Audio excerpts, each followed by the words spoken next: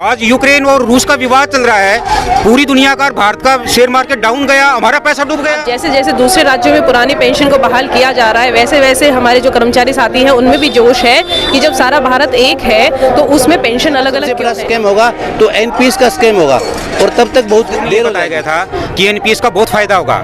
लेकिन अब जो एनपीएस वाले कर्मचारी अब जो रिटायर होने शुरू हुए हैं, तब उनके समझ में आ रहा है कि ये कितना ज्यादा भारी नुकसान हो रहा है। हमारा हक है, क्योंकि इसमें इनके दोनों को कंपैरिजन करें तो ओल्ड पेंशन स्कीम बहुत बेटर है। न्यू पेंशन रहे कि सरकार यदि चाहती है कर्मचारी देशी है तो हमारी पेंशन बहाल करे, क्योंकि सरकार जो कर्मचारी है किसी की पार्टी विशेष की नहीं होती, सरकार की जरूरत अपनी नौकरी के देते हैं सरकार को, तो हमें वो पेंशन सिक्योरिटी क्यों नहीं दी जा रही। तो इसके लिए हम लोग जोर शोर से, जब तक हमारी मांगे नहीं मानी जाएंगी, हम लोग इस पर काम करेंगे, हड़ताल करते रहेंगे, अपनी आवाज उठाते रहेंगे। कर्मचारी की अगर लास्ट सैलरी 80,000 रुपए है, अगर वो रिटायर होता है तो उसकी एनपीएस पेंशन बनेगी सिर्फ 4,000 रुपए।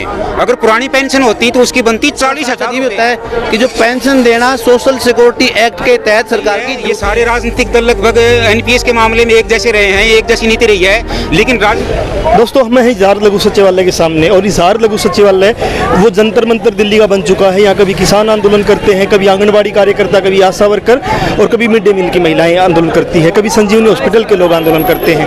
आज हिसार के कर्मचारी संगठन पेंशन बहाली की मांग को लेकर यहाँ अलग अलग कॉलेजों के विभागों के कर्मचारी यहाँ पहुँचे हैं, और उनकी लंबे टाइम से मांग है कि पेंशन बहाली की जाए। और राजस्थान सरकार ने जैसे पेंशन बहाली की है उसके बाद से इनमें उत्साह है, और ये आने वाले टाइम में बहुत बड़ा आंदोलन खड़ा करेंगे। इन्हीं से जानना चाहेंगे कि इनका आंदोलन भविष्य में कैसा रहेगा। 1 जनवरी 2004 के बाद जो कर्मचारी हैं उनकी पेंशन, पुरानी पेंशन बंद करके एनपीएस न्यू पेंशन स्कीम के लागू की गई है, जो कि एक तरह से टोटली सरकार के साथ भी चला हुआ, कर्मचारी के साथ तो चला हुआ है, सरकार के साथ भी चला हुआ है। क्योंकि जो सरकार के जो फंड मैनेजर हैं, जो सभी पार्टीज में बैठे हैं, वो सरकार के जो चेयर पे बैठते हैं उसको गुमराह करते हैं। सरकार को भी नहीं पता कि जो 10% सरकार का हिस्सा, 10% हमारा हिस्सा है, वो कहाँ जा रहा है, ना उसके ऊपर सरकार का कोई कंट्रोल है। यदि एक कर्मचारी जीपीएफ करता है तो सरकार के खाते में पैसा होता है, उस पैसे को सरकार अपने डेवलपमेंट में इन्वेस्ट करती है।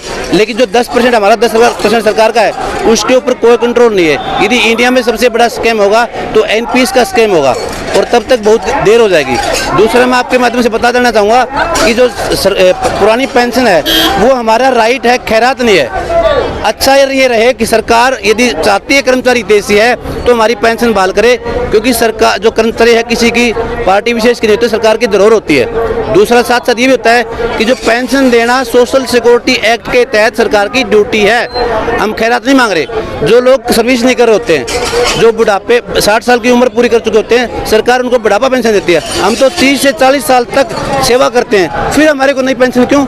इसकी गारंटी नहीं है। 50 जो लास्ट पे होती है, लास्ट पे विड्रॉ पे ऊपर 50% जो हमारी सैलरी की है वो पेंशन की गारंटी पेंशन होती है। तो हम बुढ़ापे में कहाँ जाएंगे? कहाँ है सोशल सिक्योरिटी हमारी? तो सर, 16 साल से पेंशन बंद है तो कोई आंदोलन उस प्रकार दिखा नहीं था, तो क्या कारण है? देखिए, अभी राजस्थान में एक बार लागू हुआ, उसके बाद से आप में उत्साह आया है या क्या मामला? हम 2015 से इसमें जुड़े हुए हैं, लेकिन एक इंडिया में भी है कि जब बीमार हो जाते हैं तब इलाज कराते हैं, और जबकि पहले लिखा होता है इलाज से परहेज बेहतर होता है। यदि पहले परहेज कर लेते ना तो कोई दिक्कत नहीं थी, लेकिन हमारे जब बीमार नहीं हुए तब तक हमारे पता नहीं था कि बीमार भी हो जाएंगे।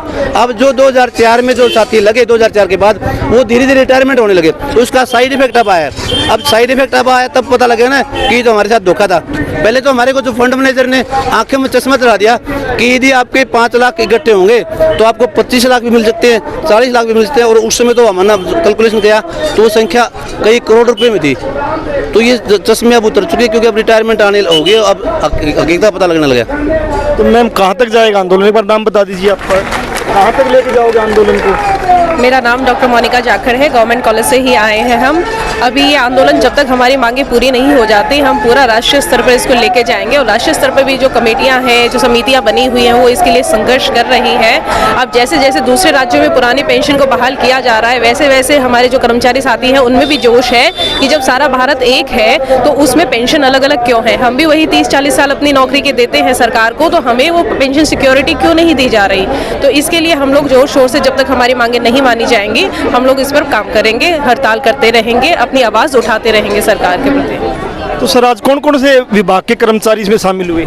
सर, आज पूरे हरियाणा के सभी सरकारी विभागों के कर्मचारी हैं, जितने भी विभाग हैं उनके। और एक प्रश्न आपने पूछा था कि ये आंदोलन अब क्यों चल रहा है। कारण इसका ये है कि शुरू में ये बताया गया था कि एनपीएस का बहुत फायदा होगा, लेकिन अब जो एनपीएस वाले कर्मचारी अब जो रिटायर होने शुरू हुए हैं, तब उनके समझ में आ रहा है कि ये कितना ज़्यादा भारी नुकसान हो रहा है। अभी कोई कर्मचारी की अगर लास्ट सैलरी 80,000 रुपये है, अगर वो रिटायर होता है तो उसकी एनपीएस पेंशन बनेगी सिर्फ 4,000 रुपये। अगर पुरानी पेंशन होती तो उसकी बनती 40,000 रुपये। इसके अलावा जो है ये एनपीएस का पैसा शेयर मार्केट में लगाया जाता है। आज यूक्रेन और रूस का विवाद चल रहा है, पूरी दुनिया का भारत का शेयर मार्केट डाउन गया, हमारा पैसा डूब गया। तो एनपीएस सबके लिए नुकसानदायक है। सरकार ये एनपीएस को बंद करके न्यू पेंशन स्कीम लागू करे। राजस्थान सरकार ने एक बहुत अच्छा रास्ता हमें दिखाया है और ये आंदोलन जो है पूरे देश में एक नई अंगड़ाई ले चुका है। आगे आने वाले समय में कर्मचारी उसी सरकार को वोट देंगे जो पुरानी पेंशन लागू करेगी। सिर्फ वोट की चोट लगाओगे या कोई आंदोलन भी करोगे सर? क्योंकि यहाँ लगातार 6 महीने से आंगनवाड़ी वर्कर बैठे हैं, आशा वर्कर बैठे, मिड डे मील वर्कर बैठे। शायद आप भी उनको शायद कर्मचारी नहीं मानते होंगे सर, उनके बारे में क्या मानना आपका? सर, कर्मचारियों की जो भी जायज़ मांगे हैं वो सभी की पूरी होनी चाहिए, हम उनके साथ हैं। और वोट की चोट सबसे बड़ी चोट होती है, वोट से बड़ी कोई चोट नहीं होती। ये सरकारी कर्मचारी अहिंसक रूप से सर 2004 में केंद्र सरकार को चोट मारी, कांग्रेस आ गई, कांग्रेस ने भी वो लागू किया, कांग्रेस को चोट मारी, बीजेपी आ गई। तो वोट की चोट से तो फिर अगला जो आएगा वो भी तो नहीं कर रहा ना सर। जी सर, आपकी बात सही है। ये सारे राजनीतिक दल लगभग एनपीएस के मामले में एक जैसे रहे हैं, एक जैसी नीति रही है। लेकिन राजस्थान सरकार ने भी एक नया रास्ता दिखाया है और कोई भी सरकार वोट बैंक से छिटकने के लिए दबाव में आती है। अगर राजस्थान की सरकार यही घोषणा 6 महीने पहले कर देती तो पंजाब, यूपी, गोवा, मणिपुर के रिजल्ट कुछ और होते और इन ऑनगोइंग चुनाव में ये बहुत बड़ा मुद्दा होता।